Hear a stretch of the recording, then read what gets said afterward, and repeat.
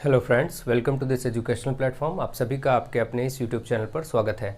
आज के इस वीडियो लेक्चर में हम लोग डीएलएड सेकंड सेमेस्टर के लिए एक और मैराथन क्लास देखेंगे। इसको भी अच्छे से सीखेंगे। इसमें डिफरेंट टाइप ऑफ क्वेश्चंस लिए जाएंगे आपको, जो अलग अलग टाइप से अलग अलग चैप्टर से कुछ अलग प्रकार के प्रश्न पूछे जा सकते हैं, उनको हम डील करेंगे और सीखेंगे।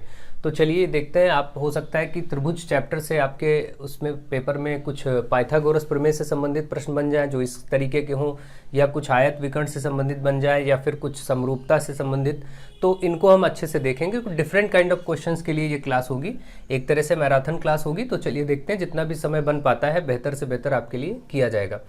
तो चलिए स्टार्ट करते हैं। आप लोग वीडियोस को ज़्यादा से ज़्यादा शेयर करिए, लगातार शेयर जरूर करिए, ठीक है। देखिए क्वेश्चन नंबर 1 में आपसे कहा गया 10 मीटर लंबी सीढ़ी एक दीवार से 8 मीटर दूरी पर लगाई गई है। देखिए इसमें ये बोला जा रहा है जैसे ये दीवार है और सीढ़ी कैसे रखी जाती है। दीवार अगर है तो सीढ़ी इस तरीके ऐसे रखी जाती है, ठीक है। ये सीढ़ी है और ये 10 मीटर लंबी सीढ़ी है। सीढ़ी जो है 10 मीटर है। हमेशा सीढ़ी ऐसे ही तो दीवार पे टेक करके रखी जाएगी। और ये जो दीवार से सीढ़ी की दूरी है, ये दूरी इसकी बात की जा रही है। ये जो सीढ़ी की दीवार से दूरी है, अब देखिए एक समकोण त्रिभुज बन रहा है। ये बोला गया एक दीवार से 8 मीटर दूरी पर, तो ये वाली 8 मीटर दूरी है। सीढ़ी की दूरी जो दीवार से है, दीवार ये थी, दीवार से सीढ़ी की दूरी कितनी 8 मीटर, और सीढ़ी कितनी है 10 मीटर। तो आपसे कहा गया है दीवार इस दीवार पर सीढ़ी कितनी ऊंचाई तक पहुंचेगी। अब दीवार तो ये मान लो बहुत बड़ी रही होगी और ऊंची रही होगी, ठीक है, लेकिन यहाँ तक मान लेते हैं सीढ़ी पहुंची है। तो ये जो दीवार की ऊंचाई है यही आपको ज्ञात करना है। यहाँ से यहाँ तक जहाँ तक सीढ़ी पहुंची, इसको हम h मान लें, ठीक है। इसको हम ऊंचाई को h मान सकते हैं, तो h निकालेंगे, या फिर आप कुछ भी x मान लीजिए, या सिर्फ सीधे नाम भी लिख सकते हैं, ऐसी कोई दिक्कत की बात नहीं है। तो इसमें ऐसे स्थिति में जब समकोण त्रिभुज में दो भुजाएं पता हो और तीसरी भुजा ज्ञात करनी हो, ये कैसा त्रिभुज बन रहा है, समकोण त्रिभुज, क्योंकि इसमें यहाँ एक 90 डिग्री का कोण बनेगा। और ऐसी स्थिति में जब ये इस तरीके की संरचना समकोण त्रिभुज की हो, तो वहां पर दो भुजाओं को जब ज्ञात दिया गया हो और तीसरी भुजा ज्ञात करनी हो, तो पाइथागोरस प्रमेय लगाते हैं। पाइथागोरस की एक थ्योरम है, प्रमेय है पाइथागोरस प्रमेय से। इस प्रमेय से हम काम कर पाएंगे। और प्रमेय ये कहती है कि इस समकोण त्रिभुज में देखिए, ये जो सामान्य रूप से अगर बात करें तो ये सबसे बड़ी भुजा को कर्ण कहते हैं, इसको आधार कहते हैं, और ये जो भुजा है इसको लंब कहते हैं या ऊंचाई कहते हैं। लंब कह सकते हैं या ऊंचाई भी कह सकते हैं। तो अब हम क्या करेंगे, इसमें होता है पाइथागोरस ने एक रूल दिया कि कर्ण का स्क्वायर होता है लंब के स्क्वायर के प्लस आधार के स्क्वायर के बराबर, ठीक। ये आप सभी जानते हैं, इस चीज को बहुत अच्छे से परिचित हैं, कई बार प्रयोग हो जाता है इसका। तो कर्ण स्क्वायर यानी सबसे बड़ी भुजा का स्क्वायर बराबर होगा इस लंब के स्क्वायर के और इस आधार के स्क्वायर के। तो चलिए यहाँ मान रखते हैं। अब देखिए कर्ण ये क्या है, सबसे बड़ी भुजा 10, तो यहाँ 10 रख देंगे। और लंब आपको h हाइट ज्ञात करना है, इसको h ही रहने दीजिए। आधार आप देखिए यहाँ से यहाँ तक 8 है, तो इसको 8 रख दीजिए। अब बस इसको सरल कर लीजिए, 10 का वर्ग हो जाएगा 100, ये h स्क्वायर है ही, और ये 8 का 8 हटाई 64 हो गया। अब देखिए 100 है, 100 में से ये 64 इधर प्लस है, इधर माइनस हो जाएगा, बराबर h स्क्वायर, ठीक है। अब ये h स्क्वायर हो गया, तो अब आप h की वैल्यू जब निकालेंगे तो 100 में से 64 जाएगा तो कितना बचेगा 36। यहाँ पर h स्क्वायर है और ये बचा 36। स्क्वायर यानी वर्ग दूसरी तरफ वर्गमूल हो जाता है, तो इस पर वर्गमूल हो जाएगा और 36 का वर्गमूल 6 आ जाएगा, तो ये 6 मीटर आ गया, ठीक है। तो ये जो दीवार है वो 6 मीटर तक कवर करेगा, ठीक है। ये आपका आंसर हो गया। तो इस प्रकार से आपका जो पहला क्वेश्चन था, दीवार सीढ़ी जो सीढ़ी है वो दीवार पर 6 मीटर ऊंचाई को कवर करेगा। ये जो यहाँ से यहाँ तक दूरी होगी इसकी 6 मीटर होगी, ठीक है। इस प्रकार से ये प्रश्न आपका हो गया। अब चलिए नेक्स्ट क्वेश्चन की तरफ आगे बढ़ते हैं। अब देखते हैं अगला प्रश्न क्या बोल रहा है। अगले क्वेश्चन में आपसे कहा गया है कि एक वृक्ष भूमि से 12 सेंटीमीटर ऊंचाई से टूटा। एक वृक्ष था जो कि, जैसे मान लीजिए एक ये वृक्ष मैं बना देता हूं, ये आपका वृक्ष था, ठीक है।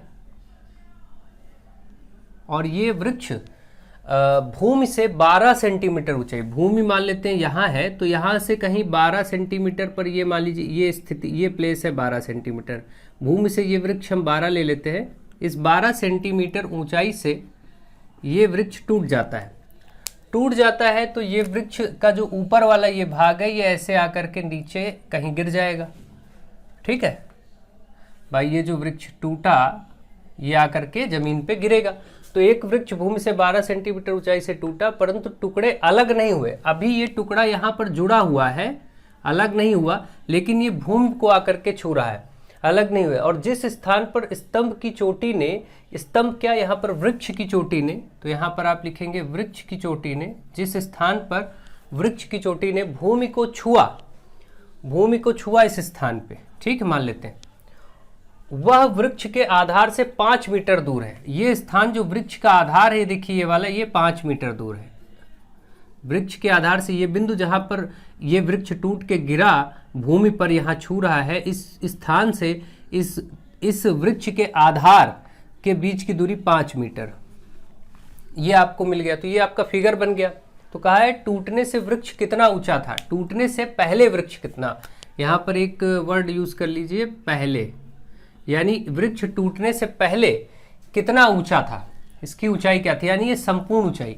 तो आप देख रहे हैं ये जो ऊपर ऊंचाई है यही टूट के नीचे आ गई है, इसका मतलब हमें ये वाली ऊंचाई जो इधर x हम इसको मान लेते हैं, अगर हमें अब ये मिल जाए कि ये जो गिरा है इधर ये x और ये वाला 12, ये पूरा जोड़ देंगे तो हमें पहले की ऊंचाई मिल जाएगी कि प्रारंभ में कितना था, क्योंकि पहले वृक्ष पूरा था, टूट करके ये ऐसे गिर गया, तो ये वाला हिस्सा और ये वाला हिस्सा जोड़ देंगे, पता हो तो हमारा ये वृक्ष की ऊंचाई मिल जाएगी। ठीक, तो ये फिर से दिख रहा है कि एक समकोण त्रिभुज की 2 भुजाएं ज्ञात है, तीसरी नहीं ज्ञात है, तो वही पाइथागोरस का प्रमेय क्या होता है, कर्ण स्क्वायर बराबर लंब स्क्वायर प्लस आधार स्क्वायर, इसी का प्रयोग करेंगे। और यहाँ पर फिर से देखिए, कर्ण की जगह x रखेंगे, लंब की जगह 12 रखेंगे और प्लस आधार की जगह 5 रखा जाएगा। सब पर वर्ग है, वर्ग लगा दिया, वर्ग यानी घात 2, ये हो गया x स्क्वायर, 12 की घात 2, 12 गुणे 12 करेंगे 144 आएगा, 5 की घात 2 मतलब 5 गुणे 5 करेंगे तो 25 आएगा। तो ये हो गया x स्क्वायर। अब 44 और 25 जोड़ के 169 होता है। x बराबर ये जो वर्ग है इधर वर्गमूल हो जाता है हमेशा दूसरे तरफ, तो ये वर्गमूल हो गया। अब x बराबर 169 का वर्गमूल 13, तो आप देख रहे हैं ये 13 मीटर आ गया इसका मान, क्योंकि 169 का वर्गमूल आप जानते हैं 13 गुणे 13 करके आता है और फिर जोड़ा बन जाएगा उसका। ठीक है, तो आप देख पा रहे हैं कि अब आपके पास x भी आ गया, यानी ये वाला 13 मीटर आ चुका है जो टूटा वाला भाग है। तो टूटने से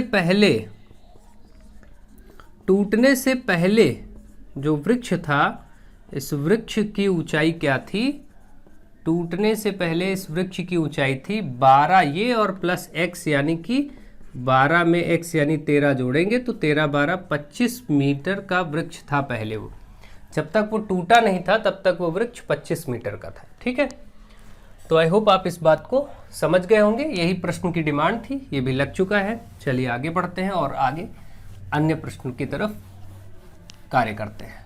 आप लोग वीडियोस को शेयर करते रहें। नेक्स्ट देखिए, आयत ABCD में विकर्ण AC, तो पहले एक आयत ABCD बना लेते हैं जैसा बोला गया है। आयत है ABCD, ठीक है, एक क्रम में हमेशा लें। ABCD कभी ऐसा नहीं A यहाँ ले लिया, B यहाँ ले लिया, C यहाँ ले लिया, D यहाँ, ऐसे नहीं। जब भी ABCD लिखा जाता है या किसी त्रिभुज का या चतुर्भुज का नाम लिखा जाता है तो एक क्रम से या तो क्लॉकवाइज या एंटी क्लॉकवाइज चलते हैं। ठीक है, जैसे घड़ी की दिशा में एक ही दिशा में बढ़ती है, उसी तरीके से हम इधर से चले A B तो फिर C फिर D ऐसे आएंगे। इधर चलते तो A B C D ऐसे आ सकते थे, कहीं से भी चले थे। यहाँ चलते A B C D ऐसे आते या फिर A B C D ऐसे आते। हमेशा एक क्रम से नाम लिखना चाहिए। ठीक है, क्रम बिगाड़ना नहीं चाहिए, तरीका ध्यान रखिए।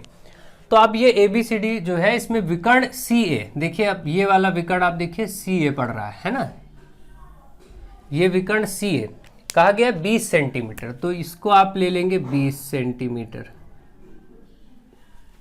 और आपसे कहा गया AB 16 सेंटीमीटर, AB ये रहा 16 सेंटीमीटर, AB 16 सेंटीमीटर। तो BC की लंबाई ज्ञात करना, यानी ये वाला, इस हिस्से को हम x मान लेते हैं, यही आपको ज्ञात करना है। ठीक है, ये BC ज्ञात करना। अब आप देखिए इस आयत ये 2 त्रिभुजों में बट रहा है, ये आयत 2 त्रिभुज में बट रहा है। और ये त्रिभुज कैसे होते हैं, समकोण, क्योंकि आयत का प्रत्येक कोण 90 डिग्री का होता है, चारों कोण। तो आप देख रहे हैं इसका मतलब कि ये एक समकोण त्रिभुज है। तो अगर हम ये बोलें कि त्रिभुज, यहाँ पर एक त्रिभुज बोले ABC इस त्रिभुज में है ना, ये त्रिभुज कैसा है, समकोण त्रिभुज। तो आप ये भी लिख सकते हैं कि समकोण त्रिभुज ABC में, इस त्रिभुज में आप फिर से पाइथागोरस की प्रमेय लगाएंगे। प्रमेय ये होती है, रूल ये होता है, कर्ण का वर्ग, सबसे बड़ी भुजा का वर्ग, वो होता है लंब स्क्वायर प्लस आधार स्क्वायर। ठीक है, ये हो गया।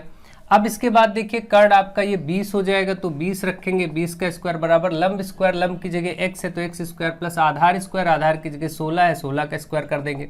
20 का वर्ग होगा 400, ये आपका x स्क्वायर प्लस 16 का वर्ग होता है 16 गुणे 16 256। आप लोगों को मैंने 1 से 30 तक वर्ग याद करने की सलाह दी है, उसको ध्यान रखें। ये 256 जो आया है इधर प्लस में इधर लाएंगे तो माइनस का 256 हो जाएगा, तो इधर केवल ये एक्स स्क्वायर बचेगा, क्योंकि हमें एक्स निकालना है तो एक्स के साथ जो कुछ भी होगा वो इधर दूसरे पक्ष में लाया जाएगा, पक्षांतर किया जाएगा। जो प्लस में है वो माइनस में आएगा, जो गुणे में है वो बटे में आएगा। ये सब बेसिक रूल्स आप जानते हैं। तो यहाँ से अगर आप माइनस करते हैं तो आपका 144 आएगा, 6 4 10 5 4 9 10, ठीक है 144 आ रहा है। तो आप देख पा रहे हैं कि x बराबर ये वर्ग, फिर इस पे वर्गमूल हो जाएगा, घात 2 जो है इधर वर्गमूल आ जाएगा, 144 का वर्गमूल 12 निकलता है, क्योंकि आप सभी जानते हैं 12 गुणे 12 क्या होता है, 144 होता है। तो इस प्रकार से ये आपके सामने जो आ गया ये आपका 12 आ चुका है, ठीक है। तो ये x का मान 12 आ गया जो पूछा गया था, और यही x ही BC था, यही बताना था, BC बराबर x ही था, इसी को 12 सेंटीमीटर लिख दीजिए, उत्तर हो गया। प्रश्न की डिमांड यही थी, ये आंसर हो गया, ठीक है। चलिए आगे बढ़ते हैं। अब इसके बाद अगला क्वेश्चन करेंगे, आप लोग स्क्रीनशॉट लेना चाहें ले सकते हैं। अब क्वेश्चन नंबर 4 आप लोग अटेम्प्ट करिए, ट्राई करिए। चलिए देखते हैं।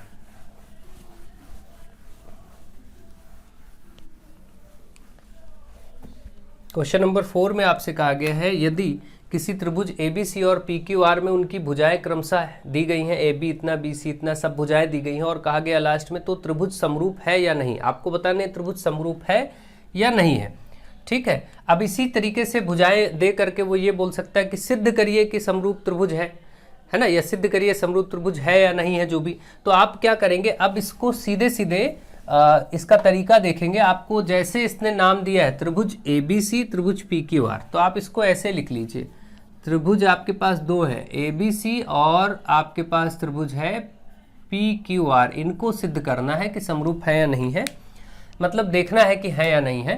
तो अब क्या होता है, इसका रूल मैंने बताया, समरूप त्रिभुज के लिए क्या होता है कि समरूप त्रिभुज में संगत भुजाएं हमेशा संगत भुजाओं का अनुपात समान होता है। ये मैंने आपको पढ़ाया है, जिन लोगों ने समरूप त्रिभुज अच्छे से ना पढ़ा हो वो पहले बेसिक चैप्टर पढ़ ले, प्लेलिस्ट में पढ़ा हुआ है, चैप्टर वाइज में देख ले जा करके। और अब देखिए समरूप त्रिभुज को समझने के लिए सबसे पहला कार्य ये होगा कि इसका रूल ऐसे बनता है कि इसकी AB भुजा है ना, अगर हम इसकी AB भुजा लेते तो बटे में इसकी फिर PQ भुजा लेते हैं, ये अनुपात जितना है वही बराबर होना चाहिए। अगर हम इसकी BC भुजा लें तो इसकी Q से R लेना पड़ेगा, इसकी BC लेंगे तो इसकी Q से R बटे में लेना पड़ेगा, फिर बराबर होना चाहिए। इसका मान लीजिए अब हम क्या करें, A से C देखेंगे तो यहाँ पर P से R को लिया जाएगा, इधर से A से C और नीचे P से R। खास बात आप ये देख रहे हैं, इस रूल को बनाने का तरीका तो आप समझ गए होंगे कि इसका AB लिया गया तो इसका भी पहले के 2 अक्षर लिए गए PQ, इसके बाद के 2 अक्षर BC लिया गया तो इसके बाद के 2 अक्षर QR बटे में लिया गया, इसका पहला और तीसरा लिया गया तो इसका भी पहला और तीसरा, ये बन गया। ये आसान तरीका है, ट्रिक है, सिंपल सा समझने के लिए। लेकिन जैसा क्वेश्चन में दिया गया हो त्रिभुज ABC PQR, तो आप ABC लिखें, BAC ना लिखें या QPR ऐसा पलट के ना लिखें, जैसा उसने लिखा है वही वाला आप वहाँ पर लिखेंगे, तब ये रूल लगाएंगे। और एक खास बात ध्यान रखेंगे कि अगर आप पहले ये वाले त्रिभुज की भुजाएं ऊपर ले रहे हैं तो सब में ये ऊपर ही हैं देखिए, और इनकी भुजाएं फिर सब में नीचे ही हैं, ये भी ध्यान रखें, ठीक है। अब ये तो रूल बन गया। अब हम चेक करेंगे क्या अगर ये तीनों समान हो गए, ये भी इसका अनुपात, ये AB बटा PQ जितना है उतना ही BC बटा Q आ रहा है, उतना ही AC बटा P आ रहा है, अगर ऐसा हो गया तो ये दोनों त्रिभुज समरूप हैं। अगर ऐसा नहीं हुआ, नहीं बराबर आते हैं तो समरूप नहीं है, बस यही होता है। अब चलिए देखते हैं यहाँ से AB 3, तो देखिए AB की जगह 3 रखेंगे, PQ AB देखिए आपका 3 हो चुका है, PQ यहाँ से 7 है तो बटे में 7 हो गया, बराबर लगाइए। अब BC का मान रखते हैं तो देखिए BC है यहाँ पर 5, BC 5 लिया गया। QR फिर कितना है, QR देखिए यहाँ पर 8, यहीं से गड़बड़ हो गया, देखिए पता लग गया कि ये समान नहीं होने वाले हैं, इसका मतलब ये त्रिभुज समरूप नहीं है। AC बटा PR, AC या C ये कह सकते हैं, तो 4 है, ये देखिए यहाँ से 4, और बटा PR, तो PR आपका देखिए यहाँ से 6 है, ये 2 दूना 4, 2 3 6 कट के हो गया, और कोई कटेगा नहीं। तो आप देख रहे हैं 3 बटा 7 और 5 बटे 8 और बराबर में 2 बटा 3, और ये कोई बराबर है ही नहीं, ना तो ये बराबर है तो ऐसे काट दीजिए, ना तो ये बराबर है, जब बराबर का चिन्ह ये होता है और बराबर को काट देते तो इसको बोलते हैं बराबर नहीं है, मतलब ये बराबर कोई भी आए ही नहीं। तो क्योंकि अनुपात समान नहीं है तो अब आप यहाँ लिखेंगे चूंकि संगत भुजाओं के अनुपात, चूंकि दोनों त्रिभुजों के संगत भुजाओं के अनुपात, ऐसे लिखिए चूंकि दोनों त्रिभुजों के संगत भुजाओं के अनुपात, संगत भुजाओं के अनुपात क्या है, समान नहीं आए हैं, समान नहीं है। अतः कौन से त्रिभुज ABC और त्रिभुज PQR समरूप नहीं है, समरूप नहीं है। ये आपकी काम ये हो गया। अगर सिद्ध भी करने को होता तब भी ऐसे ही लिख के करते। इसने कहा था ये बताइए समरूप है या नहीं है, तो भी हमने बता दिया। तो बहुत ही सिंपल तरीके से आप ऐसे इन चीज़ों को कर सकते हैं। अब आप लोग ढंग से समझिए, सीखिए और अच्छे से इनको अभ्यास करते रहिए। अब चलिए और प्रश्न उठाते हैं, जो भी डिफरेंट काइंड के क्वेश्चंस हो सकते हैं, और उनको प्रैक्टिस कर लेते हैं। अब आपके सामने दो चित्र से संबंधित प्रश्न लिखे गए हैं, समरूप त्रिभुज से संबंधित या त्रिभुज से संबंधित। तो चलिए इनको देखते हैं और करते हैं। जैसा पहला क्वेश्चन आपसे बोला गया है कि आकृति में त्रिभुज ABC और त्रिभुज PQR समरूप है। ठीक है, दो त्रिभुज हैं और इनको ध्यान रखिए, बोल दिया गया है कि त्रिभुज ABC और त्रिभुज PQR समरूप है। समरूप का चिन्ह ऐसे बनता है, ठीक है, मतलब सीधी लाइन ना बना के ऐसे टेढ़ा कर दीजिए, समरूप का चिन्ह होता है। तो इसको पढ़ा जाएगा कि त्रिभुज ये ABC इस त्रिभुज के समरूप है, दोनों समरूप हैं, बताया गया। तो जैसे बोला था वैसे ही मैंने नोट किया, ABC PQR, यहाँ भी ABC PQR, कोई चेंज नहीं करना आपको। अब PQR की शेष भुजाएं ज्ञात करनी है। ठीक है, तो पहले रूल बनाएंगे। जैसा अभी मैंने बताया कि समरूप त्रिभुज के लिए रूल क्या होता है कि इनकी संगत भुजाओं का अनुपात बराबर होता है। समरूप त्रिभुज की संगत भुजाओं का अनुपात क्या होता है, बराबर होता है। तो कैसे संगत भुजाएं निकलती हैं, ये जैसे इसका AB है तो इसका P से Q, तो अब हम क्या करेंगे, इसका AB तो इसका नीचे बटे PQ बराबर, इसका BC लेंगे तो इसका QR लेंगे, तो इसका BC तो इसका बटे में QR, इसका देखिए A से C लेंगे तो इसका P से R लेंगे, तो इसका A से C और इसका P से R। ये आपका रूल बन गया। अब इसमें कोई भी आप प्रयोग कर सकते हैं भुजाओं को ज्ञात करने के लिए, चाहे इस वाले को इसके बराबर रखिए या बीच वाले को किनारे वाले के बराबर रखिए या दोनों किनारे वालों को बराबर रखिए। क्यों? क्योंकि सभी आपस में बराबर है। तो हम कोई भी रूल ले सकते हैं, किसी को भी आपस में बराबर लेके काम कर सकते हैं। जैसे अभी हम देखिए एक एक तरीका अपनाएंगे। जैसे हम यहाँ से उठाते हैं AB बटा PQ और ये BC बटा QR। देखिए यहाँ से आप क्या ज्ञात कर सकते हैं, तो AB देखिए आपको मालूम है 2, यहाँ 2 रख देंगे, और बटे में PQ है, PQ आपको नहीं मालूम है तो PQ को ऐसे रहने दीजिए बराबर। BC देखिए आपको मालूम है 3 और QR भी आपको मालूम है 1.5। ठीक, ये देखिए अब यहाँ से केवल यही नहीं पता है और सब मालूम है, तो अब PQ निकल आएगा। इसका आप चाहे तो दशमलव हटाएंगे तो ऊपर एक जीरो बढ़ जाएगा। जितने अंक पे इधर से दशमलव होता है उतने ही जीरो ऊपर बढ़ जाते हैं जब दशमलव हटाते हैं।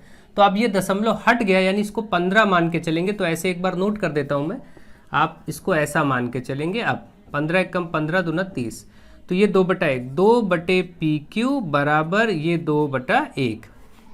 अब ऐसी स्थिति में क्या होता है, जब दो भिन्नें बराबर होती है तो क्रॉस मल्टीप्लाई किया जाता है। क्रॉस मल्टीप्लाई किया जाता है, वज्र गुणन किया जाता है। तो वज्र गुणन करेंगे तो 2 का इस 1 से और इस 2 का इस PQ से। अब आपको PQ बताना था तो ये 2 इसके बटे में आएगा ना, तो ये 2 एकम 2 है ही और ये बटे में आ जाएगा इधर से PQ, 2 एकम 2 कट के 1, यानी PQ फाइनली 1 सेंटीमीटर आ गया। तो आप देख रहे हैं कि PQ का मान 1 सेंटीमीटर आ चुका है। ये वाला आप ज्ञात कर चुके हैं 1 सेंटीमीटर। अब इसी प्रकार से हमने ये 2 से ये ज्ञात कर लिया है। अब हमारे पास PR बचा जो कि यहाँ है, तो चलिए PR हम ज्ञात कर लेंगे। इसको हम हटा देते हैं। अब देखिए, अब हम ये दोनों के साथ ये वाला सूत्र इतना प्रयोग कर लेंगे हिस्सा। तो इसमें क्या होगा, हम रूल लिखेंगे BC बटा QR और बराबर AC बटा PR।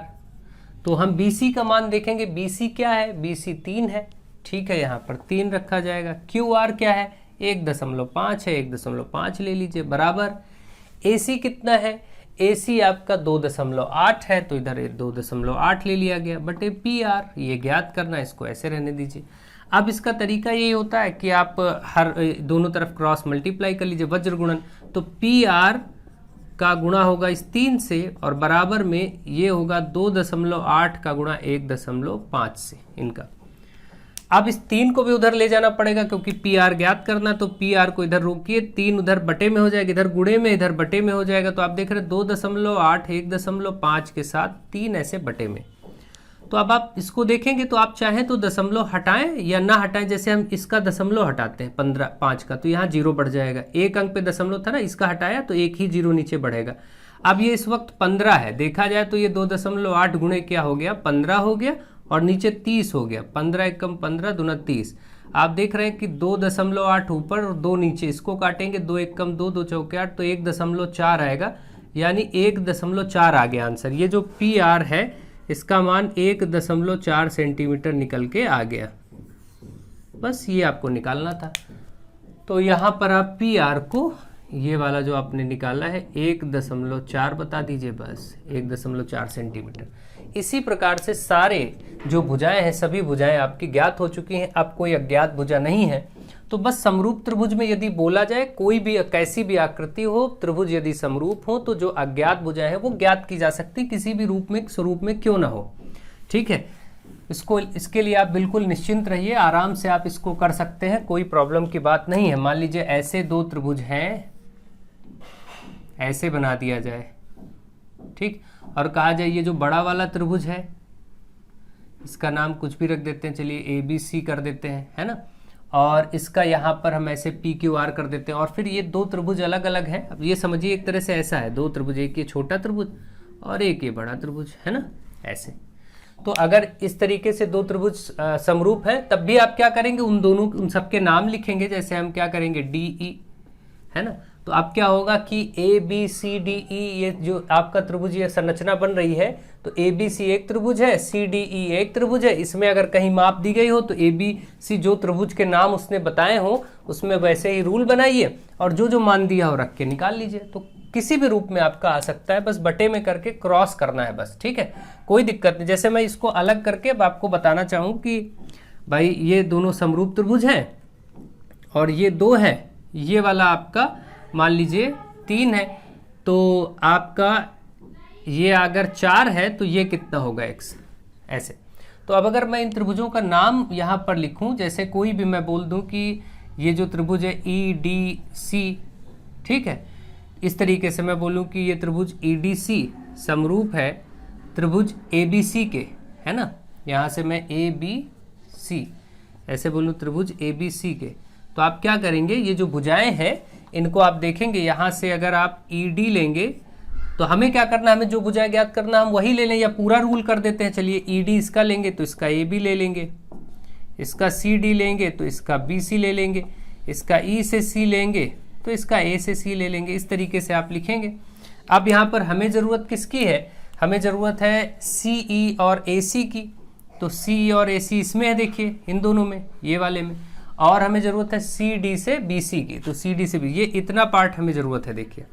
तो हम इसी में मान रखेंगे CD बटा BC बराबर EC बटे AC में। यहाँ मान रखिए CD 2, BC 3, EC आपका ये 4 और AC आपको ज्ञात करना x। बस अब वही क्रॉस मल्टीप्लाई करिए, सॉल्व कर दीजिए। तो आप देखेंगे 2 का x से गुणा होगा और ये 4 3 12 हो जाएगा, इधर 3 चौके 12, x निकालेंगे 12 के नीचे बटे 2 यानी कट के आ गया 6। तो आप देख रहे हैं ऐसे भी प्रश्न बन सकते हैं। ये वाला 6 सेंटीमीटर आ गया जो आपको निकालना था। इसी में आकृति में अगर इसको सब बनाया जाए तो आपको ऐसे दी गई होती आकृति, ये 4 दिया गया होता, 4 सेंटीमीटर, CD यहाँ 2 लिख देते और पूरा BC 3 है तो आपको ये भी कर सकते थे, टुकड़े में इतना 1 ही देते मान लीजिए। अब ये अगर इतना पार्ट BD 1 है तो कुल तो BC 3 ही हुआ ना, ऐसे भी दे सकते थे। और 2 4 सारे हो गए और आपसे कहते कि ये पूरा A से C बताना है, ये पूरा A से C आपको x बताना है, ऐसा हो सकता था। तो कोई भी टाइप हो, आपको जब त्रिभुज बता दिए जाएंगे उसमें आपको बस केवल ये प्रक्रिया बनाना, रूल बनाना आना चाहिए बस अच्छे से। उसके बाद सही से बनाइएगा, जो त्रिभुज वहाँ दिए गए होंगे उन्हीं से संगत भुजाओं के प्रश्न के सूत्र को बनाइएगा और फिर आगे जा करके उसको सॉल्व करिएगा। तो मुझे आशा है आप इसको भी समझ गए होंगे। चलिए आगे बढ़ते हैं। नेक्स्ट क्वेश्चन, निम्न आकृति में एम एन क्रमशः ए बी ए सी भुजाओं के मध्य बिंदु हैं। ये देखिए यहाँ पर एक आकृति दी गई है जिसमें आपसे कहा गया है कि इसमें एम और एन बीच में मध्य बिंदु है, एम एन मध्य बिंदु है, ये त्रिभुज ए बी सी है, ठीक है। तो आपसे कहा गया है मध्य बिंदु हो तो भुजा बी सी और एम एन का अनुपात ज्ञात करिए। इसमें देखिए ये एम एन भुजा ज्वाइन करें तो ये बन रहा है और एक भुजा बी सी बन रहा है, इनका अनुपात बताना है। तो आप याद रखें, जब भी ऐसा हो कोई त्रिभुज में एक रूल होता है, ध्यान दीजिए, कोई भी त्रिभुज क्यों ना हो, अगर उसके मध्य बिंदुओं को मिलाई गई रेखा है तो उसमें एक रूल होगा कि ये जो mn का मान होगा, mn यानी बीच वाली जो भुजा, ये वाली भुजा, यहाँ नाम कुछ भी हो, एक्स वाई हो, mn हो, pq हो, कुछ भी हो, ये भुजा हमेशा इस भुजा की आधी होती है, ध्यान रखिए। लेकिन रूल क्या है कि वो मध्य बिंदु होने चाहिए। मान लीजिए ये है, अब मैं आपसे कहूँ कि ये इनके मध्य बिंदु है, ठीक है, मैं इसका नाम कर देता हूँ ABC और यहाँ कर देता हूँ PQ। तो PQ हमेशा BC का आधा होगा। BC अगर 10 है तो ये 5 सेंटीमीटर होगा, ये अगर 12 है तो ये 6 होगा, अगर ये 14 है तो ये 7 होगा, ठीक है, ध्यान रखिए। तो इसमें रिलेशन क्या बनेगा, जैसे इसमें अगर हम रिलेशन कहें तो MN हमेशा आधा होगा किसका, इस पूरे BC का, ये एक सूत्र बनेगा। और आपको क्या करना है, आपको ये बोला गया है प्रश्न में कि आप BC और MN का अनुपात बताइए। तो चलिए BC और MN का अनुपात यहाँ से साफ साफ दिख रहा है, BC है ही इधर, MN को उधर पहुँचा दीजिए और ये जो है इसको इधर पहुँचा दीजिए। तो आप पहले देखिए 2 ये इधर आएगा, MN के साथ ये 2 गुणे में हो जाएगा क्योंकि बटे में, तो इधर गुणे में हो जाएगा, बराबर इधर BC है ना। ये BC के साथ 1 था तो 1 लिखना चाहे लिख लीजिए, समझने के लिए कोई ज़रूरत नहीं है 1 लिखने की, लेकिन लिख सकते हैं। अब हमें BC बटे MN बताना था, इसने कहा है BC और MN का अनुपात, तो जो पहले बोला है उसको पहले ऊपर रखेंगे, जो बाद में लिखा है वो नीचे रहेगा। तो BC के नीचे MN को ले जाना पड़ेगा, इधर से BC है ही, MN गुणे में है, इधर बटे में आ जाएगा, ये BC बटा MN आ गया। तो अब इधर 2 बच गया ये, और ये वाला 1 इधर ले आइए, इस 2 के नीचे आ जाएगा बटे में, ठीक। अब आप देख रहे हैं BC बटे MN को ही हम BC अनुपात MN कह सकते हैं, ये 2 अनुपात 1 हो जाएगा, 2 बटे 1 मतलब 2 अनुपात 1, ये हो गया उत्तर। यही आपको ज्ञात करना था, ये आंसर हो गया। बहुत आराम से इसको आप समझ सकते हैं, कोई दिक्कत की बात नहीं है, ढंग से समझिए, सीखिए। अब मैं इसको हटा रहा हूँ और इस रूल पर बेस्ड 2-3 क्वेश्चन, 1-2 क्वेश्चन आपको ऐसे में करवा दे रहा हूँ। देखिए, अब अगर यहाँ होता, सपोज वो कहता कि यदि इस त्रिभुज संरचना में चित्र के अनुसार यहाँ दिया गया होता कि ये 14 सेंटीमीटर है और आपसे कहा गया होता MN बताइए, तो MN बराबर आप रूल तो यही लगाते कि MN आधा होगा BC का, तो यहाँ 14 रखते, फिर 2 1 कम 2 2 7 14 ऐसे काटते, तो MN बराबर 7 सेंटीमीटर आ जाता, ठीक है, इस प्रकार से। तो ऐसे भी प्रश्न आपको मिल सकते हैं। अब मैं ऐसा ही एक और प्रश्न आपको देता हूँ, सिंपल। देखिए, मान लीजिए कि एक त्रिभुज है जिसके मध्य बिंदु देखिए इस तरफ मैं इधर बना दे रहा हूँ, इस बार ये ज्वाइन कर दे रहा हूँ इन भुजाओं के मध्य बिंदुओं को। तो इसमें क्या होगा, ये वाली भुजा अब इस सामने वाली भुजा की आधी होगी। ध्यान रखिए, हमेशा जो मध्य बिंदु है अपने ठीक सामने वाले का आधा होगा। इसका मतलब अगर मैं इसका नाम PQ कर दूं तो आप यहाँ से रिलेशन बनाएंगे, PQ किसका आधा होगा, AC का। इस समय ये बस संबंध आपको बनाना आना चाहिए। ये त्रिभुज अगर है, अब देखिए यहाँ से यहाँ अगर मैं मध्य बिंदुओं को ज्वाइन कर दूं, बोलूँ ये मध्य बिंदु है और इसका नाम मैं कर दूं ABC, और यहाँ पर मैं कुछ भी, चलिए यहाँ पर ले लेते हैं DE। अब अगर मैं आपसे पूछूं कि इन D और ये पहले बता दिया गया कि AC का मध्य बिंदु E है और BC का मध्य बिंदु D है, तो ऐसी संरचना मिलेगी। तो ये जो DE है इसका आधा होगा, यानी DE का मान होगा 1/2 गुणे इसके अपोजिट ये क्या है, AB। बस ये रूल बनाने समझ लीजिए। अब आपको कहीं कुछ भी हो, अब जैसे मान लीजिए यहाँ होता कि इसी प्रश्न में होता कि भाई यहाँ पर ये 6 सेंटीमीटर है DE, तो DE की जगह 6 रख देते, इधर बराबर 1/2 गुणे AB है ही, ये 2 इधर बटे में इससे गुणा हो जाता, बटे वाली चीज इधर गुणा हो जाती, तो AB बराबर आ जाता 12 सेंटीमीटर। इसी तरीके से इस प्रश्न में अगर देखिए मान दिया गया होता कि यहाँ पर भाई ये 8.4 है, तो PQ बताइए, तो हम PQ बराबर क्या करते, 1/2 गुणे AC का मान रख देते 8.4 और ये काटते 2 चौके 8 2 दूना 4, तो ये आता 4.2, तो यहाँ से PQ 4.2 सेंटीमीटर आ जाता। इसी प्रकार से आपको कोई भी प्रश्न इन रूल से संबंधित भी मिल सकता है। तो मुझे आशा है कि अब आप समझ गए होंगे कि मध्य बिंदु से कैसे ये सूत्र लिखते हैं और कैसे उनको फाइंड करते हैं। तो आई होप आप इस तरीके के प्रश्नों को भी अच्छे से समझ गए होंगे। चलिए आगे बढ़ते हैं और कुछ डिफरेंट काइंड ऑफ क्वेश्चंस और करते हैं, उनकी प्रैक्टिस करते हैं। अब देखिए आपके सामने क्वेश्चन लिखा है जिसमें बोला गया है बिंदु ए और बी एक झील के विपरीत किनारे हैं। देखिए इसमें आप देख रहे हैं यहाँ पर बिंदु ए है और यहाँ पर विपरीत बिंदु बी है। ये विपरीत किनारे हैं एक झील के और झील बनाई गई है। और इसमें कहा गया है एक सर्वेक्षक, एक सर्वे करने वाला है कोई, वो बोलता है कि ए और बी के बीच की दूरी ज्ञात करने के लिए इस आकृति को, जो सर्वेक्षक है वो ए और बी यानी झील की दूरी को ज्ञात करने के लिए इस आकृति को एक के अनुसार एक समकोण त्रिभुज बनाता है। दूरी ज्ञात करने के लिए एक समकोण त्रिभुज बनाता है और समकोण त्रिभुज का नाम एडीसी है। एडीसी देखिए समकोण त्रिभुज बन रहा है, यहाँ देखिए 90 डिग्री कोण बन रहा है, एडीसी समकोण त्रिभुज है।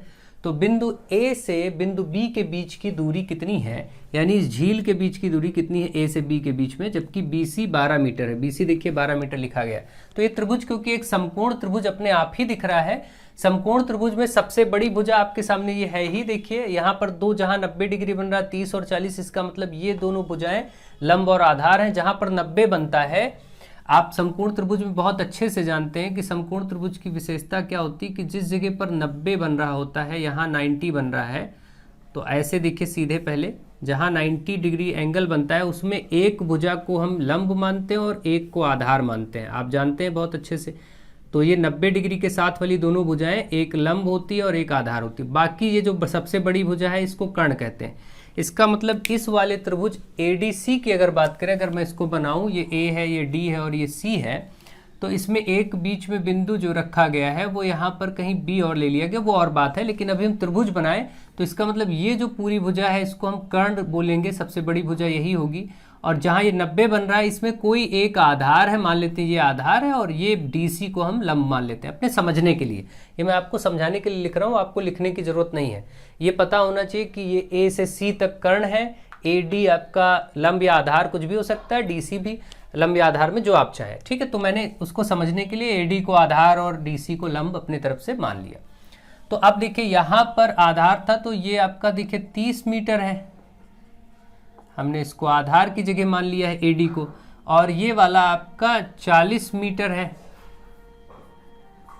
और ऊपर वाला ज्ञात करना। तो आप समकोण त्रिभुज में आप जानते हैं कि त्रिभुज अगर हम एडीसी में पाइथागोरस प्रमेय लगाएंगे तभी हम कुछ कर सकते हैं। तो पाइथागोरस प्रमेय से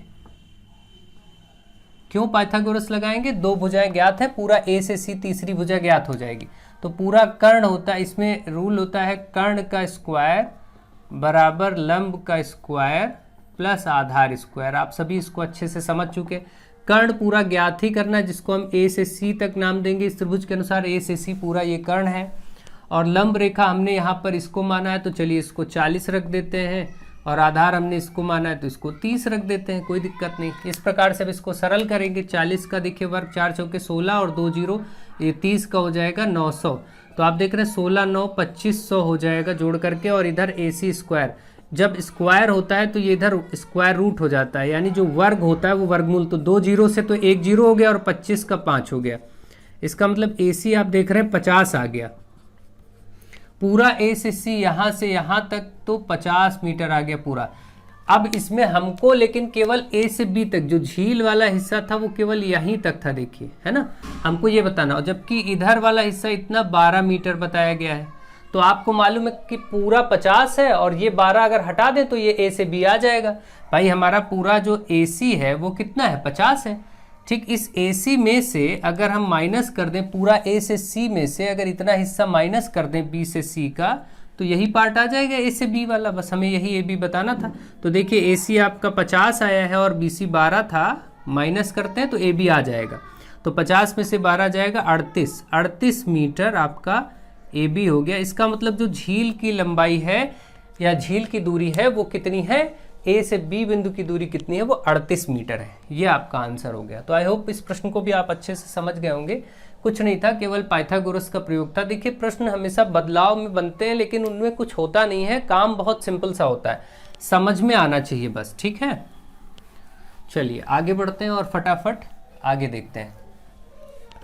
नेक्स्ट एक क्वेश्चन मैंने और ले लिया है। इसमें एक त्रिभुज आपका बनाया गया है और त्रिभुज में आपसे कहा गया है कि बीच में इनके मध्य बिंदुओं को भी ज्वाइन किया गया है। देखिए ध्यान रखिएगा, ये मध्य बिंदुओं को ज्वाइन करके एक और त्रिभुज बन रहा है। ये त्रिभुज आपका ABC है और ये वाला त्रिभुज आपका DEF है। ठीक है। अब आपसे कभी पूछा जाए कि इसमें कोई भी जो 4 त्रिभुज बन रहे हैं इनमें से कोई त्रिभुज जो है पूरे त्रिभुज का कितना है, तो 1/4 है। सिंपल सी बात है, पूरा त्रिभुज 4 हिस्सों में बटा 1 2 3 4।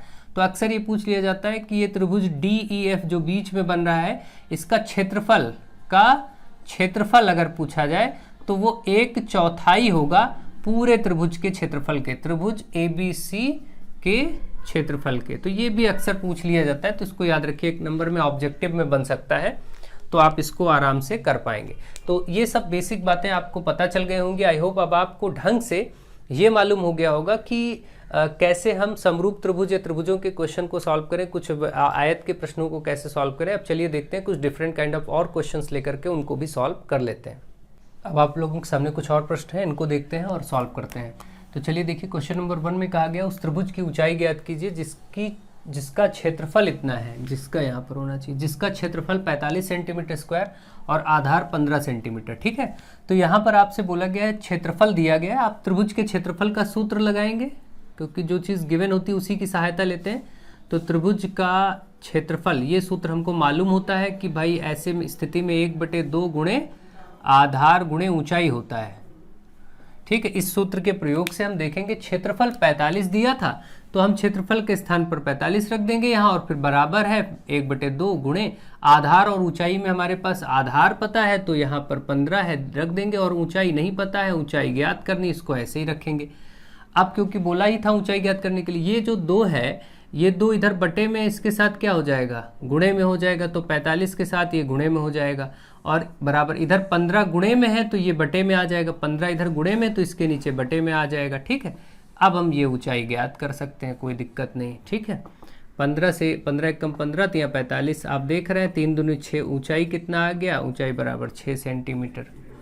ये इस प्रकार से ये प्रश्न हो गया। ठीक है, तो आप देख रहे हैं बहुत ही आसान सा प्रश्न था, ऐसे प्रश्न पूछे भी गए हैं, तो आप अच्छे से इसको ढंग से समझ लीजिए, बस सूत्र मालूम होने चाहिए, प्रयोग आप आराम से कर पाएंगे। एक वर्गाकार पार्क की सीमा, देखिए इस प्रश्न में कहा गया एक वर्गाकार पार्क की सीमा यानी कि वर्ग है, तो पहली बात तो आप ये बनाइए ऐसे वर्ग होगा, वर्गाकार पार्क हो गया। इसकी सीमा से यानी बाउंड्री जो ये बनी है, इससे लगा हुआ पार्क के अंदर चारों ओर 1 मीटर चौड़ाई का मार्ग है, इसके अंदर 1 मीटर चौड़ाई चारों ओर ऐसा है कि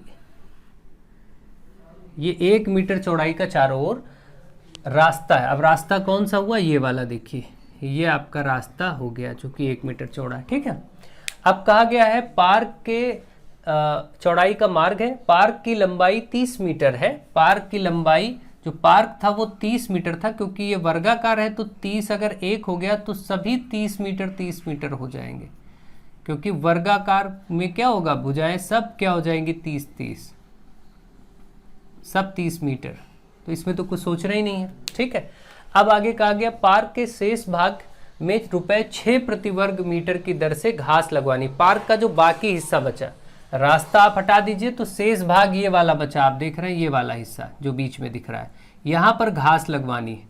अब इसमें अगर घास लगवानी है, ये वाला पार्ट जो है, तो ये वाले पार्ट में अगर घास लगवानी है तो आपको उसका 6 रुपये प्रति क्या बोला गया है, 6 रुपये प्रति वर्ग मीटर की दर से घास लगवाने का व्यय बताइए। ठीक है, तो चलिए पहले ये हिस्सा है कितना, इसका क्षेत्रफल देख लेते हैं। तो इसका क्षेत्रफल कैसे निकलेगा, बड़े वाले वर्ग के क्षेत्रफल से रास्ते का क्षेत्रफल हटाना पड़ेगा। ठीक है, या फिर रास्ते का ऐसे ज्ञात नहीं कर सकते, तो ये थोड़ा सा जटिल प्रक्रिया होगी। सबसे आसान सी प्रक्रिया ये है कि किसी भी प्रकार से हम इस अंदर वाले जो क्षेत्र ये जो बन रहा है, ये इसकी भुजाएं ज्ञात कर लें अगर, तो हम क्षेत्रफल आराम से निकाल सकते हैं। तो भुजाएं ज्ञात करने के लिए आपको एक क्लू दिया है कि रास्ता 1 मीटर है चारों तरफ 1 मीटर, मतलब मान के चलिए ये भी इतना 1 मीटर होगा, और इधर देखें तो ये भी 1 होगा। तो अगर ये इतना 1 है और कुल ये 30 है, तो इसका मतलब ये टोटल 30 है, एक ये हटा देंगे तो अंदर 28 बचेगा। सिंपल सी बात है ना, क्योंकि भाई 30 है ना, एक इधर तो 28 ही बचेगा। इसी प्रकार से इधर भी देख ले तो हर तरफ 1 मीटर है, तो ये वाला भी हिस्सा 1 होगा, नीचे देखें तो ये वाला हिस्सा भी 1 होगा, तो इधर से भी देखिए टोटल 30 था तो ये भी 28 बचेगा। आप देख रहे हैं अंदर जो वर्ग बना है वो 28 मीटर भुजा का मिल गया। अब तो कोई प्रॉब्लम ही नहीं, क्योंकि अंदर बने वर्ग की भुजा प्राप्त हो गई। तो जो अब जहां पर घास लगवाना है उस क्षेत्र का क्षेत्रफल, तो हम ये देख सकते हैं कि घास लगाने योग्य जो क्षेत्रफल है, योग्य आकृति जो है आपके सामने, उस आकृति का क्षेत्रफल अगर हम निकालें तो वो एक वर्ग है। वो क्या है? एक वर्ग आ रहा है, और वर्ग का क्षेत्रफल होता है भुजा की घात 2। इसका मतलब ये 28 की घात 2 लिखना पड़ेगा, है ना। भुजा अंदर के 28 की घात 2 मतलब 28 गुणे 28 करिए, गुणा करके आंसर निकाल दीजिए फटाक से। तो 28 को 28 से आप ऐसे गुणा कर लीजिए। 8 28 64 के 4 6, 8 दूनी 16, 16 6 22, फिर 2 ये हो जाएगा 56 आपका, 4 8 और ये 7, 784। ठीक, आप देख रहे हैं 784 आ गया आंसर। ये जो आया ये इस जितने क्षेत्र में घास लगनी है ये वाला हिस्से का क्षेत्रफल आ गया, और सब मीटर में था इसलिए यहाँ लिखेंगे मीटर स्क्वायर। ठीक है, ये आ गया। अब देखिए यहाँ पर हम क्या करेंगे, 784 ये आ चुका है। अब हम आगे बढ़ेंगे और इसको सॉल्व करेंगे। ठीक, एक बार गुणा देख लीजिएगा। 8 8 64 के 4, 6 8 दूनी 16, 16 6 22। ठीक है, और 2 8 16, 2 4 1 5, 4 8 और 7। ठीक है, ये हो गया। अब हमारा कार्य ये होगा, हमारे पास ये जो आया मीटर स्क्वायर कह सकते हैं, या फिर हम इसको ये बोल सकते हैं वर्ग मीटर भी कह सकते हैं। मीटर स्क्वायर कहें या कहें 784 वर्ग मीटर। भाई घात 2 को वर्ग कहते हैं और ये मीटर, तो हम क्षेत्रफल को वर्ग मीटर से भी प्रदर्शित कर सकते हैं, कोई दिक्कत नहीं। अब क्योंकि कहा गया है कि प्रति वर्ग मीटर, यानी 1 वर्ग मीटर का खर्चा 6 रुपये है, 6 रुपये प्रति वर्ग मीटर से घास लगती है, तो इसका मतलब कि हम ये कहेंगे क्योंकि 1 वर्ग मीटर घास लगाने का खर्च, इसका जो खर्च है वो है ₹6। तो आपको क्या करना है, 784 वर्ग मीटर में घास लगाना है। 784 वर्ग मीटर घास लगाने का खर्च ऐसे नोट कर लीजिएगा। फिर 6 गुणे 784 हो जाएगा।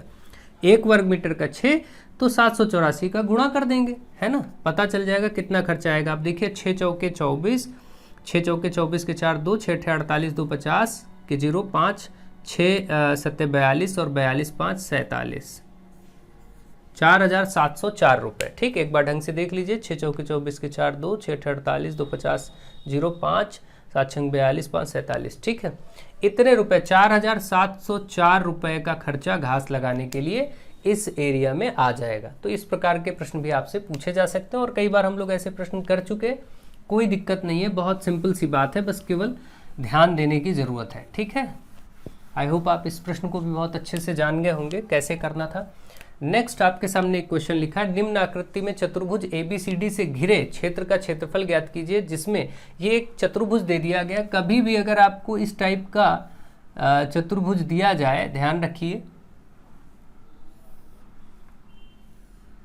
ये आपका जैसे चतुर्भुज है एक ABCD, यहाँ पर एक विकर्ण पूरा देखिए दिया गया है। ऐसी संरचना को ध्यान दीजिएगा, AC, और इस विकर्ण पर इस बिंदु से 90 डिग्री का कोण बन रहा है और इस बिंदु से भी 90 डिग्री का कोण बन रहा है। ठीक, अगर ऐसे कभी भी लाइनें खींची जाए 90 डिग्री पर, लंब रेखाएं 2 खींची गई हो, एक विकर्ण पर 2 लंब रेखाएं खींची गई हो, तो ऐसे चतुर्भुज का जो क्षेत्रफल होता है, इस स्थिति में ध्यान रखें, इस चतुर्भुज का जो क्षेत्रफल होगा, चतुर्भुज यहाँ पर ABCD भी लिख देते हैं ताकि पता रहे कि हम चतुर्भुज ABCD का क्षेत्रफल वो क्या होगा, 1/2 गुणे ये जो विकर्ण है और इनका योगफल। तो यहाँ पर ऐसे सूत्र लिखिए, ये जो दोनों लंब रेखाएं हैं, यहाँ पर देखिए F पॉइंट लिया गया था और यहाँ पर पॉइंट E लिया गया था इस चित्र में, F और E। तो आप इसका सूत्र ध्यान दीजिए, ये जो लंब रेखाएं दोनों बनी हैं, इनका तो योगफल ले लेते हैं BF + DE, और साथ में गुणा करते हैं इस पूरे विकर्ण का जिस पे ये बने हैं, इसका पूरा गुणा कर देते हैं, मतलब गुणे AC। ये आपका सूत्र बनता है। सूत्र बनाने का तरीका ध्यान रखिए, ऐसा चतुर्भुज जिसमें एक विकर्ण पर 2 लंब रेखाएं बन रही हों, तो उसका सूत्र क्या होता है, 1/2 गुणे लंब रेखाओं का योगफल गुणे विकर्ण। ठीक है, ये लंब रेखाओं का योगफल ले लेते हैं और गुणे विकर्ण ले लेते हैं जिस विकर्ण पर वो लंब रेखाएं खींची गई हैं। अब केवल मान रखना बचा, बस क्षेत्रफल आ जाएगा। देखिए BF और DE, यहाँ पर BF 10 है, DE 20 है, तो रख दीजिए मान, गुणे AC यानी पूरा विकर्ण 48 था, तो इधर 48 रख देंगे। अब आप देखिए यहाँ से 1/2 गुणे 20 10 30 हो जाएगा, गुणे 48। इसको आराम से इससे काट दीजिए, 24 दूनी 48। आप देख रहे हैं कि 30 गुणे 24 आप करेंगे, 24 तियाँ होता है 72, तो 720 हो जाएगा। और सब सेंटीमीटर में था इसलिए सेंटीमीटर की घात 2, क्योंकि क्षेत्रफल है आंसर। तो ऐसे प्रश्न जब आए, कभी आ जाए, अगर बाई चांस कुछ डिफरेंट करा दे तो मैंने इसलिए आपको करवा दिया ये सब कि अगर कुछ डिफरेंट होता है तो, वरना जितना कुछ आपको पढ़ा दिया गया है चैप्टर वाइज वो आपके लिए पर्याप्त है।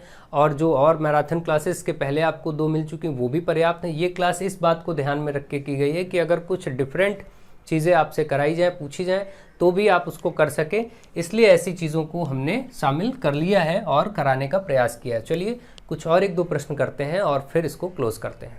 अब आपके सामने 2 फिगर दिए हैं, इनमें छायांकित भाग का क्षेत्रफल ज्ञात करना है, ठीक है। तो इनको ढंग से देखिए और समझिए, बहुत ही महत्वपूर्ण प्रश्न है। देखिए इसमें बोला गया छायांकित भाग का क्षेत्रफल बताना है, तो आपको क्या करना होगा, सबसे पहले हम क्या करें, छायांकित भाग आप देख रहे हैं, ये वाला हिस्सा जो आप देख रहे हैं ऐसे शेडेड है, तो इस पूरे वाले बाहर के आयत से अगर हम इस अंदर वाले आयत के क्षेत्रफल को घटा दें तो सिर्फ ये भाग बचेगा। तो ऐसी स्थिति में क्या होगा, सिंपल सी बात है, आप देख रहे हैं कि अगर हम इसको ऐसे सिंपल से ड्रॉ करें, ये आपका कोई हिस्सा है और बाकी हिस्सा आपका देखिए यहाँ से क्या है, छायांकित है।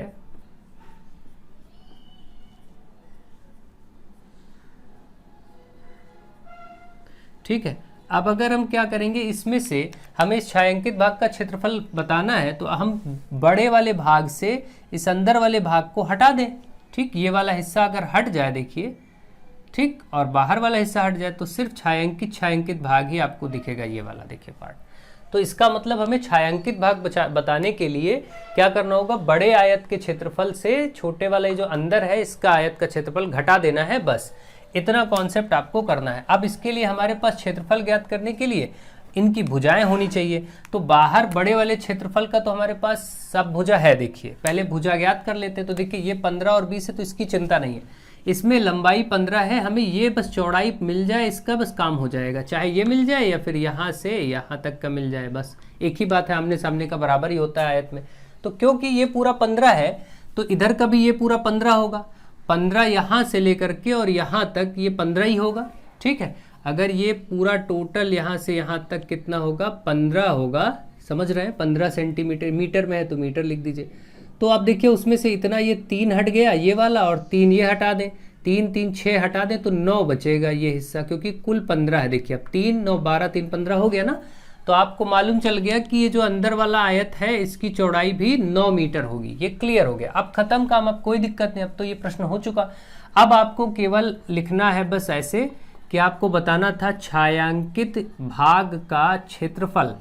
तो छायांकित भाग का क्षेत्रफल होगा बड़े आयत का क्षेत्रफल, यहाँ से जो बड़ा आयत है का क्षेत्रफल, इसमें से माइनस करेंगे छोटे आयत का क्षेत्रफल जो भीतर है, छोटे आयत का क्षेत्रफल। तो हम देख रहे हैं आयत का क्षेत्रफल तो लंबाई गुणे चौड़ाई होता है, तो ये 20 गुणे 15 हो जाएगा, या 15 गुणे 20 लिख दें, कोई दिक्कत नहीं। इसमें से माइनस करना, अंदर वाला क्या है 15 गुणे 9। तो इसको सरल करने की 2 विधियां हैं, 15 दोनों में कॉमन है, कॉमन कर लें, या फिर दोनों को गुणा करके जो आए घटा लें, और या फिर ऐसे करें 15 को कॉमन कर लें, ये बचा 20 और ये बचा 9। तो देखिए 15 गुणे 20 में से 9 गया, कितना आएगा 11 आएगा, और 11 और 15 का गुणा बहुत ही आसान है, ये 5 ऐसे ही लिखिए, 5 1 6 हो जाएगा, और ये 165। ठीक है, 165 आ जाएगा, गुणा करके आप देख लेंगे, ये मैंने डायरेक्ट ऐसे कर दिया। अब आप क्या करिए, 165 तो आ गया आपका मीटर स्क्वायर, इसका क्षेत्रफल आ गया। आप क्या कर सकते हैं, यहाँ पर आप सीधे यहाँ पर इसका डायरेक्ट वाला अप्रोच करिए जो आपको अच्छे से मालूम है। 15 और 20 का गुणा करेंगे, 15 दूना 30, 300 हो जाएगा, 15 नवैया ये कितना हो जाएगा आपका 135। ठीक है, अब आप 300 में से 135 को ऐसे घटा लेंगे तो ये 5 बचेगा, या 9 में से 3 गया 6 बचेगा, या 2 में से 1 गया 1 बचेगा, तब भी आपका 165 मीटर आएगा, और क्षेत्रफल इसलिए मीटर स्क्वायर बोलेंगे। ठीक है, तो ये तो छायांकित भाग का क्षेत्रफल आपका हो गया, ये भी लग गया। अब देखिए सेकंड क्वेश्चन करेंगे जो कि आपका दूसरा वाला है, इसको भी कर लेंगे। ठीक, तो आई होप आप इसको समझ गए होंगे। पहला क्वेश्चन बहुत ही आसान था, थोड़ा सा समझना है बस केवल। दूसरे क्वेश्चन को देखिए, ध्यान दीजिए। दूसरे क्वेश्चन में ये इस तरीके के जो मार्ग होते हैं, रास्ते होते हैं, इनका क्षेत्रफल क्या करते हैं, हम इनको 2-3 हिस्सों में बांट लेते हैं। एक, ये जो आयत जा रहा है इसका नाम कर लेंगे ये जो आयत पतली सी पट्टी जा रही पूरी ये, और एक आयत ये जो जा रहा है, 2 आयत है। तो हम क्या करते हैं, इनको नाम दे देते हैं। एक को हम आयत संख्या 1 नाम दे देते हैं, ये पूरा बड़ा वाला, ठीक। एक को हम क्या कर देते हैं, इसको नाम दे देते हैं आयत संख्या 2, ये पूरा, है ना, इस तरीके से। और एक हम दे देते हैं मध्य भाग, ये जो मध्य भाग है इसको हम 3 बोल सकते हैं, है ना, इसको हम नाम दे देते हैं।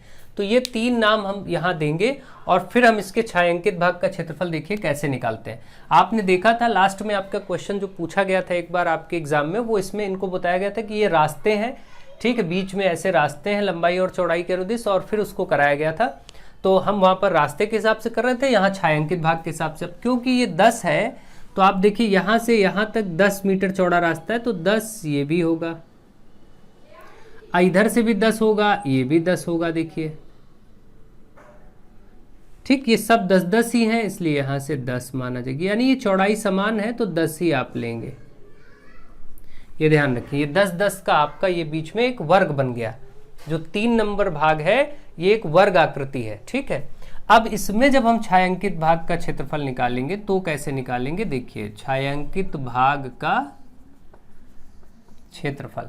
तो इसमें आयत संख्या 1, 2 आयत बनाया ना, हमने लिख दिया है वहां पर, तो हम कहेंगे आयत संख्या 1 का क्षेत्रफल, ध्यान दीजिएगा अब इसमें सूत्र, और प्लस आयत 2 का क्षेत्रफल, इतना तो लेंगे। और इसमें से माइनस करना पड़ता है ये जो मध्य भाग है बीच वाला, है ना, मध्य भाग, ये ध्यान रखें, इसका तरीका यही है, मध्य भाग जिसको हमने संख्या 3 बोला, मध्य भाग का क्षेत्रफल, तब जाके आपको फाइनल पूरा ये छायांकित भाग का क्षेत्रफल मिलेगा। इसको याद रखिएगा, आयत संख्या 1 ये वाला, आयत संख्या 2 ये वाला, और मध्य भाग ये वाला। अब अगर हम देखें तो आप अगर ये देखिए तो बाहर वाले आयत का तो पूरा ये जो कि लंबाई चौड़ाई, जो इसके हिसाब से इनकी लंबाई चौड़ाई लिखें, आप ये समझ लीजिए, मैं इसको अलग भी करके बनवा देता हूँ। देखिए ये रहा आपका, आप ऐसे अलग चाहें तो अलग भी बना सकते हैं। ये हम आयत संख्या 1 इसको नाम दे देते हैं। चलिए, इसकी लंबाई क्या होगी, जो ऊपर दी है 75, ठीक है, इसको ढंग से समझ लीजिए। चौड़ाई क्या होगी वो, क्योंकि ये वाला आयत संख्या 1 है, चौड़ाई तो ये 10 दी ही गई है, तो आप इसको 10 बोल देंगे। तो आयत संख्या 1 की लंबाई चौड़ाई आ गई, ठीक है। आयत संख्या 2 इसको भी बना लेते हैं कहीं पर, चलिए यहीं बना लेते हैं। ये वाला आयत संख्या 2 है जो ऐसे गया है, इसकी लंबाई चौड़ाई चलिए लिख लेते हैं। तो इसकी चौड़ाई तो ये 10 मीटर ही हर जगह, तो 10 ही लिखा जाएगा। 10 यहाँ है तो 10 यहाँ भी होगा, 10 यहाँ भी, ऊपर तक 10 ही 10 रहेगा। और लंबाई इसकी ये जो 24 है तो यहाँ भी ये 24 होगा, ये देख रहे हैं, ये 24 मीटर। तो आप देख रहे हैं आयत संख्या 2 के लिए भी 10 और 24 लंबाई चौड़ाई आ गई, और बीच वाला जो वर्ग है उसकी तो भुजाएं 10-10 आ ही चुकी हैं। अब सब आपके सामने है, अब केवल मान रखना बच्चा। छायांकित भाग का क्षेत्रफल क्या है, आयत संख्या 1 का क्षेत्रफल, आयत संख्या 1 यानी ये वाला लंबाई गुणे चौड़ाई, यानी कि 75 गुणे 10, प्लस इसमें क्या प्लस करना है, आयत संख्या 2 यानी ये जो खड़ा वाला आयत बना था जिसकी लंबाई चौड़ाई क्या है, क्योंकि आयत का क्षेत्रफल तो लंबाई गुणे चौड़ाई होता है, इसमें देखिए 24 गुणे 10 हो जाएगा ये, ठीक है। और माइनस करना है मध्य भाग का क्षेत्रफल, और मध्य भाग है क्या, वर्ग है, और वर्ग का क्षेत्रफल होता है भुजा की घात 2 यानी 10 का स्क्वायर। भुजा यहाँ 10 है और भुजा की घात 2 यानी 10 का स्क्वायर। बस अब इतना सॉल्व कर दीजिए, आंसर हो गया 75 दहम ये 750 हो जाएगा, ये 240 हो जाएगा, माइनस 10 दहम ये 100 हो जाएगा। अब आप इसमें से घटाएंगे, ठीक है, तो 40 पहले हटेगा तो 710 बचेगा, 200 और हटा देंगे तो 510 बचेगा, है ना। 0 में से 0 गया, 0 रहेगा, 5 में से 4 गया, 1 बचा, 7 में से 2 गया, 5 बचा, ठीक है। ये आपका हो गया 510, और इसमें से 100 और हटाना पड़ेगा, तो ये फाइनली बचेगा 410 मीटर स्क्वायर, क्योंकि क्षेत्रफल था इसलिए मीटर स्क्वायर। ये आपका आंसर आ गया। तो जब ऐसे प्रश्न हो छायांकित भाग के लिए तो आप ये अप्रोच करेंगे। मुख्य बात यह है कि इस प्रकार की आकृति का जो सूत्र है वो कैसे बनता है, ये ध्यान रखें। ये जो इस प्रकार की आकृति का नियम क्या होता है कि आयत संख्या 1 ये जो अलग बनाया, आयत संख्या 2 ये बनाया, और मध्य भाग ये, जरूर ध्यान रखें। ऐसे में आकृति में थोड़ा सा बदल लेता हूं अभी, या आकृति में यही बनी रहने देता हूं, इसमें थोड़ा सा डेटा चेंज कर देता हूं, कभी और क्या परिवर्तन हो सकता है वो देखिए।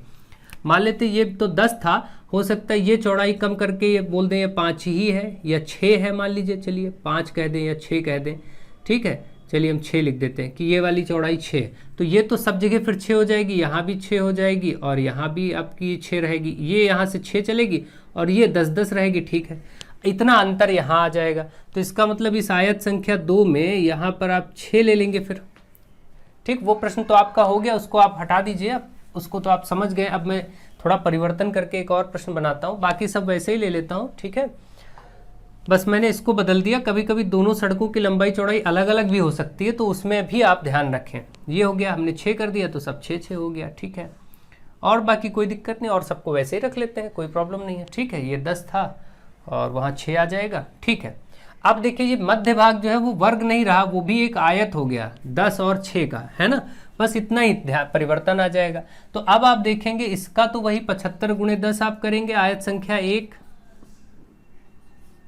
75 गुणे 10 है ना, प्लस आयत संख्या 2 का इस बार हो जाएगा 24 गुणे 6, ठीक है, 24 गुणे 6, ठीक। कैलकुलेशन की सुविधा हो इसलिए चलिए हम 5 ही करना चाहे तो कर लें, ये चलिए ठीक, ओके, जो हो गया कोई दिक्कत नहीं। और माइनस करेंगे मध्य भाग, और मध्य भाग हमारा है 10 गुणे 6 का, ये एक आयत है, लंबाई चौड़ाई इसका तो यहाँ भी कर देंगे अब 10 गुणे 6, क्योंकि अब ये एक आयत है, वर्ग नहीं है, तो वर्ग आयत का क्षेत्रफल क्या होता है, लंबाई गुणे चौड़ाई, तो 10 गुणे 6, ठीक है। अब इसको बस सरल कर दीजिएगा, 750 माइनस 6 चौके 24, देखिए 6 चौके 24 और 6 दूनी 12, 2 14 हो गया, है ना। और इसमें से माइनस 10 छक्का 60 हो गया। अब आप इसको घटा दीजिए, बस 0, ये 10 में से 4 गया 6 बचा, 10 में से 4 गया 6 बचा, यहाँ से 4 में से 4 जाएगा 0 बचेगा, और ये 7, ये 6 बचेगा, ठीक है। आप देख रहे हैं 606 बचा यहाँ पर, और माइनस का ये 60 कर देंगे, 60 माइनस करेंगे, जब 600 में से 60 माइनस करेंगे तो आएगा 540, और ये 6 और बढ़ जाएगा तो 546, ये आपका हो गया, ठीक है। इस तरीके से आप देख रहे हैं 546 आ गया इस बार मीटर स्क्वायर। तो ये भी परिवर्तन ऐसे प्रश्नों में कराए जा सकते हैं और आपको दिया जा सकता है। प्रयोग यही रहेगा, तरीका यही रहेगा करने का, बस क्या है कि आपको मालूम होना चाहिए बस। अब वही है कि कभी कभी इन्हीं रास्तों पर पत्थर बिछवाना है, घास लगवानी है, उसका खर्चा 5 रुपए पर वर्ग मीटर है या 15 रुपए प्रति वर्ग मीटर, तो उसको इसको गुणा कर दीजिए तो खर्चा निकल आएगा, बस लास्ट में इतना ही तो होता है। कहते हैं कि इन रास्तों पे पत्थर बिछवाना है, बजड़ी डलवानी है, कुछ भी कराना है, उसका 1 वर्ग मीटर का खर्चा इतने रुपए आता है, तो आप ये जो टोटल वर्ग मीटर आया है इससे उसका खर्चा गुणा कर दीजिए एक वाला, बस पूरा खर्चा निकल के आ जाएगा। ऐसा प्रश्न अक्सर मिलता है। तो ये सारे प्रश्न आप बहुत अच्छे से समझिए, देखिए, करिए, प्रैक्टिस करिए, अभ्यास करिए, सीखिए। ये आपके लिए क्लासेस बहुत महत्वपूर्ण थी, इनको ढंग से सीख करके अभ्यास करें, खूब शेयर करें, लोगों को जोड़ें, अपने फ्रेंड्स को जोड़ें। So thank you to all of you.